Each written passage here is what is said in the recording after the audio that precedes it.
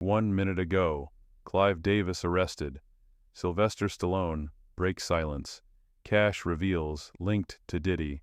The federal courtroom was silent as the door opened and Sylvester Stallone stepped forward. His gait was slow, but deliberate. A legend in cinema, Stallone was not expected to appear, let alone testify. Yet there he stood, eyes steady, chin lifted.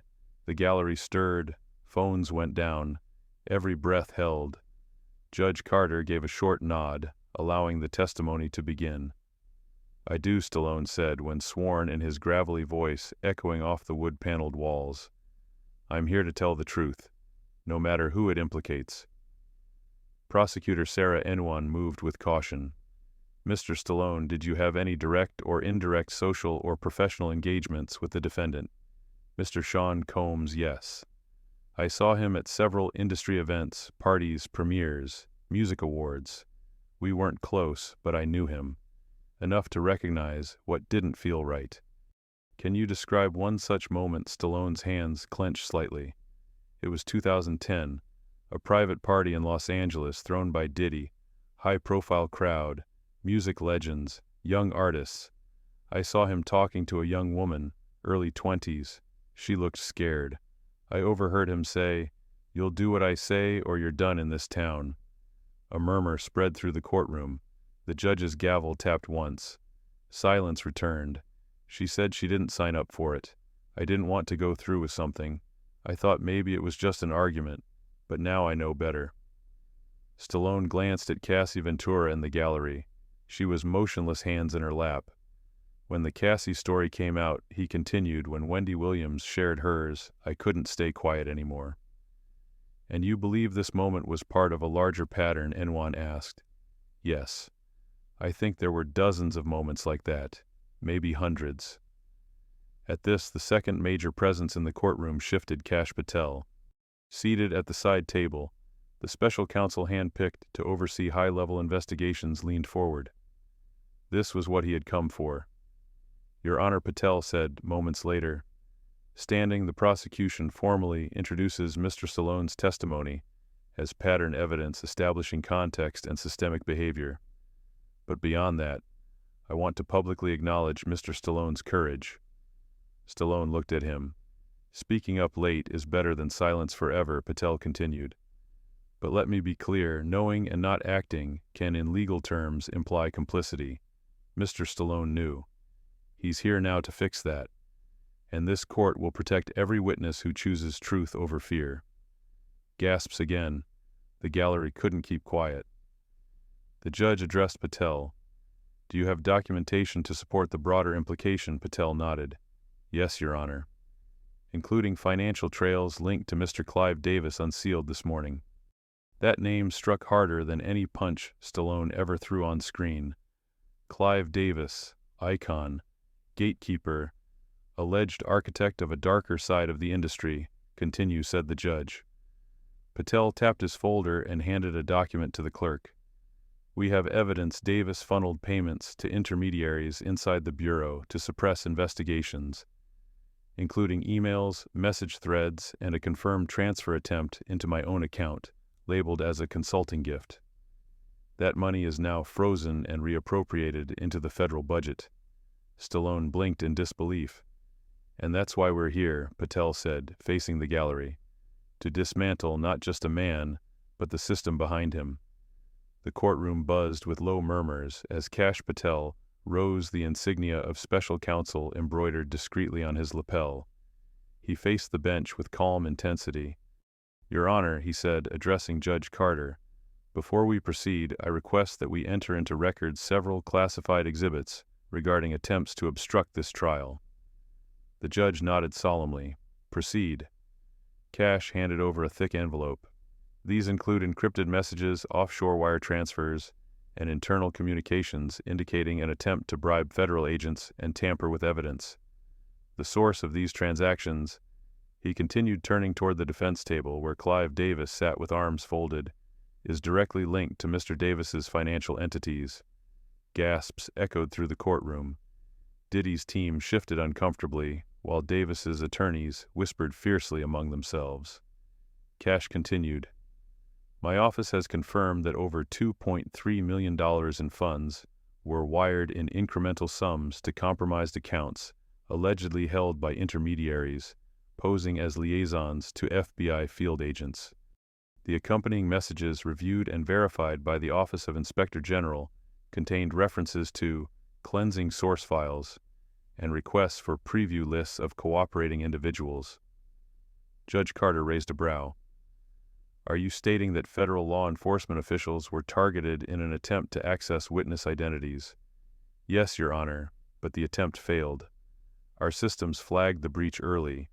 The identities were protected. The accounts were frozen. The entire amount, Kash turned slightly, his voice unwavering, has been seized and redirected to the national budget for victim protection and witness integrity. Sylvester Stallone watched from the witness box, visibly stunned. He leaned slightly toward the microphone. You're telling me Davis tried to bribe his way into finding out who was testifying against him? Yes, Kash replied directly, including your name, Mr. Stallone. A hush fell over the chamber. Then I'm glad I came forward, Stallone muttered, his jaw tightening. Let him come. I've kept quiet long enough. Kash gave a nod of acknowledgement. That courage, Mr. Stallone, is exactly why the Witness Protection Division has been placed under my direct oversight during these proceedings. No retaliation will succeed. Not under my watch. Judge Carter motioned for the courtroom to settle. Mr. Patel, please continue. Kash walked back toward the jury box.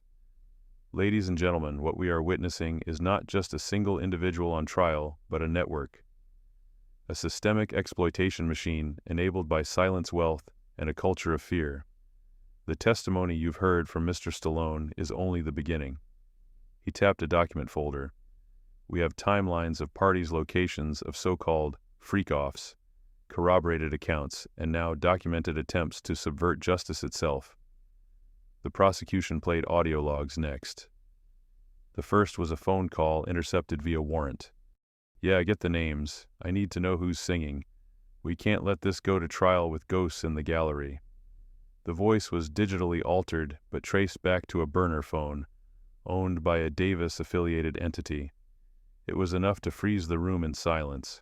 Kash looked toward the judge. Your Honor, we believe this constitutes active obstruction and grounds for a separate criminal referral. Referral granted, Judge Carter confirmed. Sylvester Stallone exhaled heavily. Do you still wish to proceed with your testimony, Mr. Stallone? The judge asked gently. Yes, Stallone said, because people need to know the truth. The lights dimmed slightly as a projector illuminated photographs from the infamous 2010 party. Faces blurred for legal reasons, but Diddy and Clive Davis were unmistakable. Kash prompted, Mr. Stallone, do you recognize these individuals and setting? Yeah, Stallone said firmly. That's the night. That's where it happened. He narrated what he had seen the frightened woman, Diddy's threats, Davis, observing quietly from the bar. The audience sat stiffly, absorbing every detail. Kash asked, Did Davis intervene? No. He watched. He sipped his drink and laughed, like it was rehearsed. Another image flickered on screen. A party in 2012. Justin Bieber in the background, just barely 18. You saw this interaction too, Kash asked. Yes. Combs told him, stick with me and Clive. We'll show you how it's done. Same tone, same grooming pattern. A whisper traveled through the press pool. Headlines were already forming. Then came the unexpected. Kash turned to the jury. Mr. Stallone has not come forward out of bitterness nor opportunism. In fact, his career speaks for itself. He's here because he regrets not speaking sooner, and in doing so, he's put himself in danger. Stallone nodded slowly. I was afraid back then. I saw things, I knew things, but I didn't speak. That makes me part of the problem. So I'm here to help fix it. Kash approached the bench once more. We'd now like to call our next corroborating witness, who will confirm patterns of coercion and manipulation consistent with Mr. Stallone's account. Judge Carter glanced at the clock. The court will recess for 15 minutes. We resume at 2:30 p.m. As people stood and the court emptied, Kash approached Stallone at the witness box. "They'll come after you, you know," Stallone said. "Let them," Kash replied. "They'll have to get past me first." The two men shook hands. Outside, the media storm had intensified, but inside, something had shifted. The silence had been broken. The machinery of silence and complicity was now under scrutiny, and it would never run the same way again. As court resumed at 2:30 p.m., the air hung thick with anticipation. The media swarmed outside, and inside the atmosphere shifted from revelation to confrontation. Kash Patel returned to the center, now accompanied by Agent Marin from the Department of Justice's Internal Affairs Bureau. "Your Honor," Kash began, "we intend to present new evidence connecting the defendant's associates to systematic witness intimidation. This network, we allege, was designed to prevent testimonies like Mr. Stallone's." The judge nodded. "Proceed." Agent Marin activated a secure device, projecting time-stamped surveillance photos. This footage, she explained, was taken just days after Mr. Stallone confirmed his intent to testify. "You will notice a black SUV circling his Los Angeles residence, pausing near entry points, and at one point placing an envelope under his gate. A photo zoomed in, a white envelope marked only with the letter S. Stallone leaned forward, nodding. "I received that. No return address." Inside was a picture of my daughter leaving school. Gasps rippled through the courtroom. Judge Carter's tone turned sharp. "Was this reported to authorities immediately?" Kash confirmed. "We linked the envelope to a courier firm, contracted by a shell company tied to Combs Entertainment Holdings." The goal was clear silence. Next came emails. Dozens of them cross-referenced between entertainment executives, legal advisors, and anonymous tip lines. One chilling message read, "If Stallone opens his mouth, we'll make sure he never works again, and neither will his family." It was signed only CD. The courtroom whispered in recognition, "Clive Davis." Stallone exhaled, clenched fists resting on the witness stand. Kash faced the jury. "This isn't just racketeering.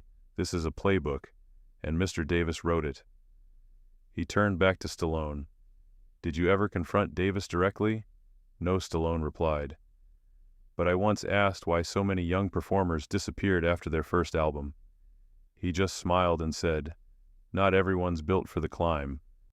Now, he continued recounting how, at a 2006 event, he overheard Davis coaching another mogul on controlling the narrative, when artists began speaking out. "It was all about control," Stallone said, "not just of the image, but of the silence." The prosecutor introduced audio transcripts between Diddy and an unnamed associate. "She's talking too much. I thought we handled her. We did. But the Stallone thing, that's different. He's too big. We need leverage." The courtroom stilled again. Kash asked Mr. Stallone in hindsight, "Would you describe what you witnessed as part of an organized system?" "Yes," he answered. "It wasn't chaotic. It was rehearsed, coordinated, from the invitations to the rooms with no cameras. Even the drivers knew what to say and what not to see."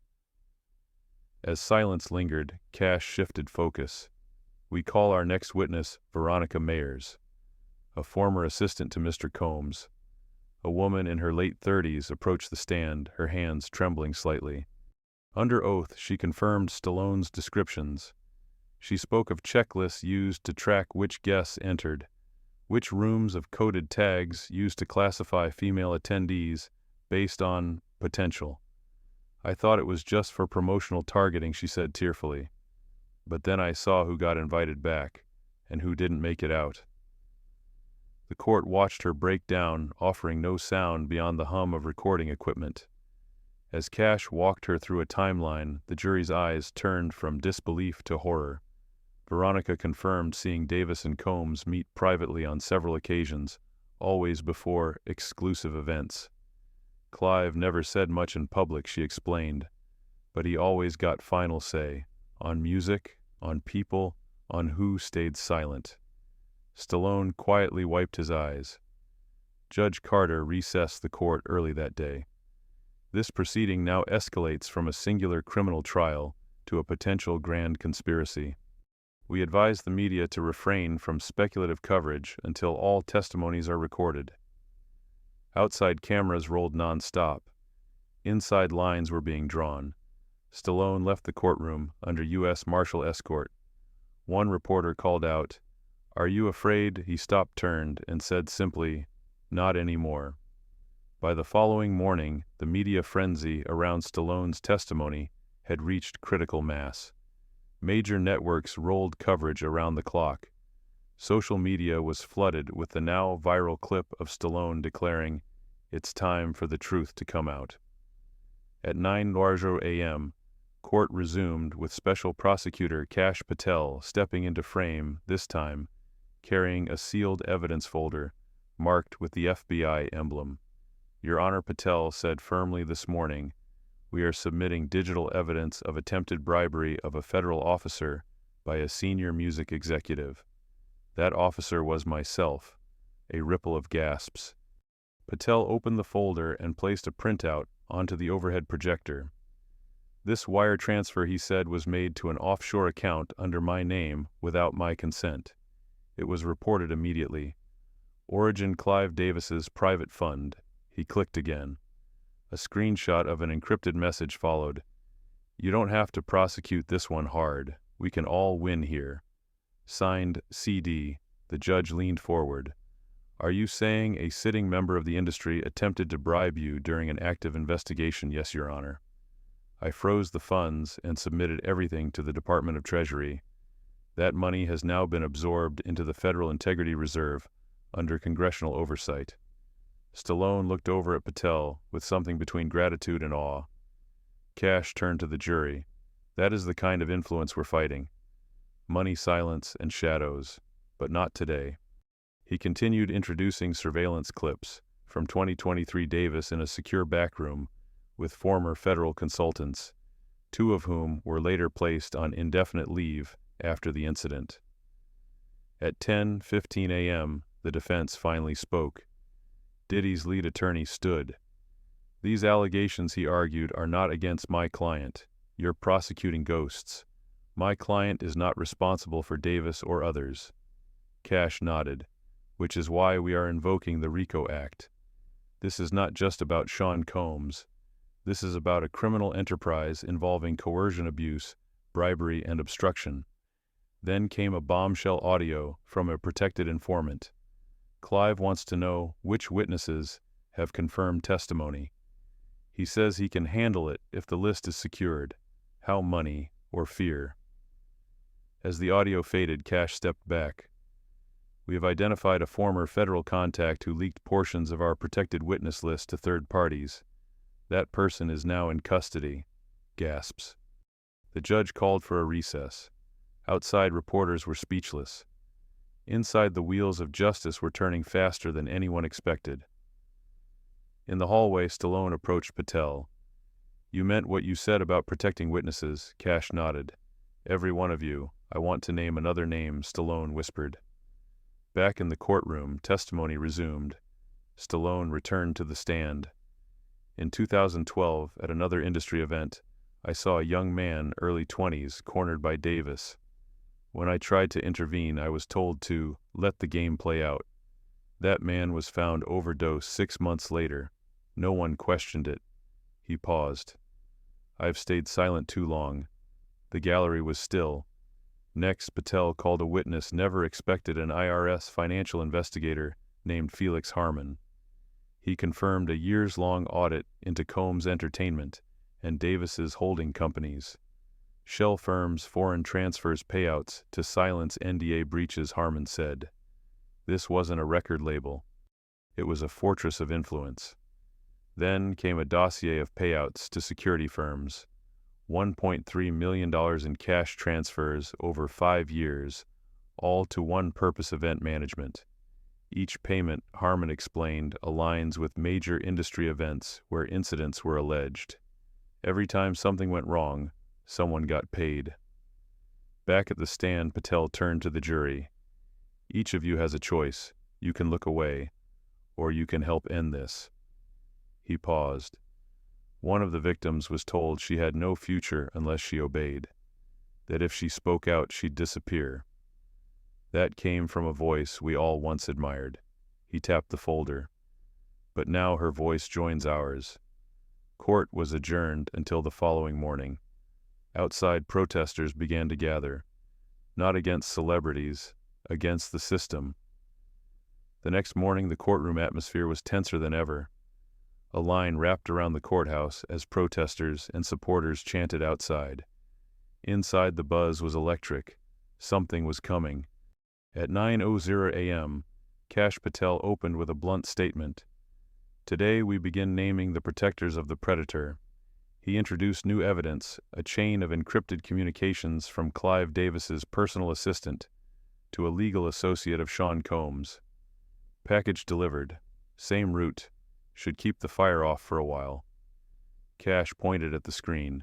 This message, Your Honor, refers to $600,000 in hush money to a former assistant of Mr. Combs.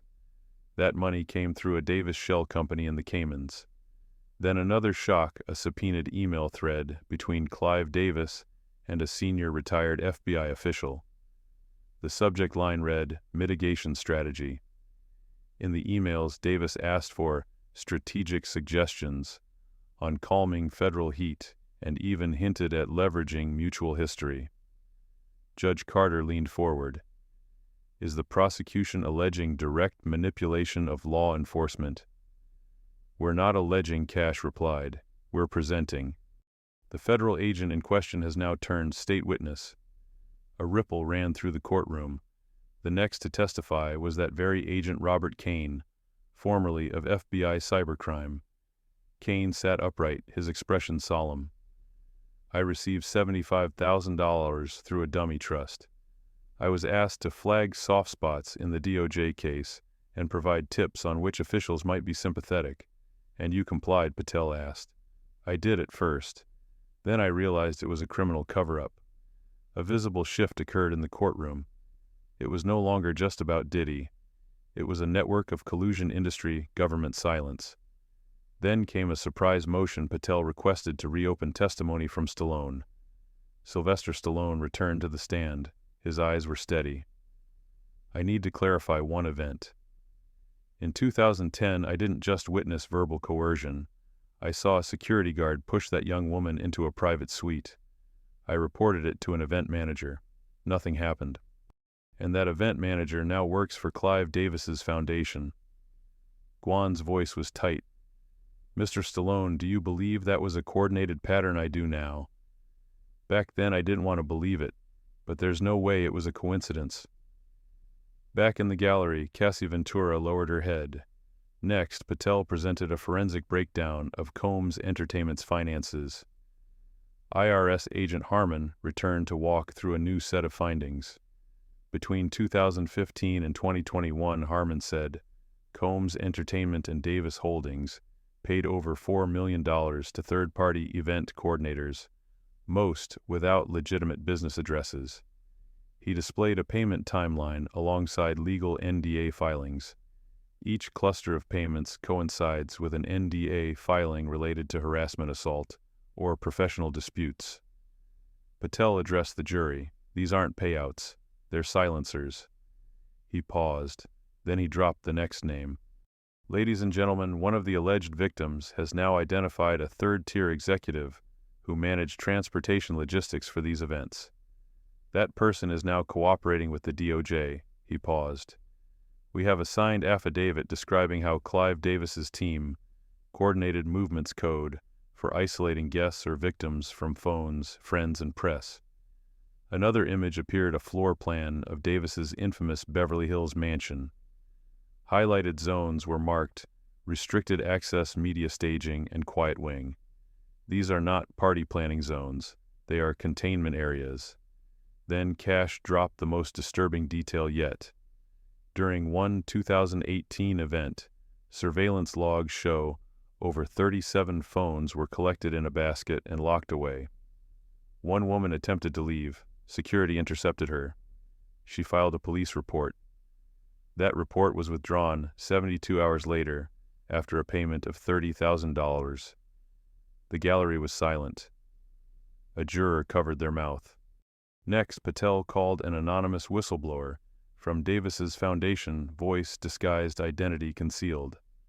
I saw guest lists curated by someone not in the music business. It included judges, police liaisons, foreign diplomats. Patel leaned in. Were these guests warned about what might happen at these events? No. But they all signed NDAs, even those not in entertainment. The room chilled. Kash Patel concluded the day with a grim summation. This trial isn't just about criminality. It's about a system that rewarded silence, that glamorized abuse, that monetized coercion. But that system ends with you. He turned to the jury.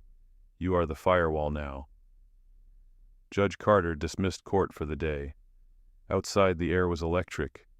Protesters held signs reading, "Protect truth, justice for all victims, and end." The silence. Inside, Kash Patel remained at his table. Papers sprawled his eyes, tired but resolute. The next day would be closing arguments. But tonight the world digested Part 5 of the most explosive testimony in modern entertainment history. Closing arguments began under unprecedented security. A full sweep of the courthouse had been ordered that morning, after a credible threat was sent to Assistant U.S. Attorney Kash Patel's encrypted email. The message read, "Shut it down or go dark." Kash addressed it head-on. "This only confirms the stakes. We're not backing down." The courtroom buzzed as he stood to deliver the prosecution's final statement. "Members of the jury," he began, "you've heard testimony from icons, whistleblowers, and victims. But this case isn't about celebrities. It's about conspiracy control and criminal enterprise." He walked slowly, making eye contact. Mr. Combs built an empire not on music, but on manipulation. Mr. Davis mentored not talent, but tactics. You've seen the payments, the NDAs, the blueprints for control. He turned to the evidence board. A web of documents, emails, NDAs, and names. This isn't conjecture, it's a network, with Combs at the center. Patel then pivoted. This trial uncovered something deeper, a cultural rot that's been glamorized. That ends today. Because for the first time, that system was forced to face the truth. He paused. And that truth came from unexpected places. He looked toward the gallery where Sylvester Stallone sat.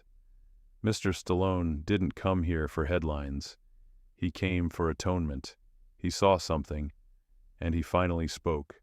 Stallone's eyes were glassy.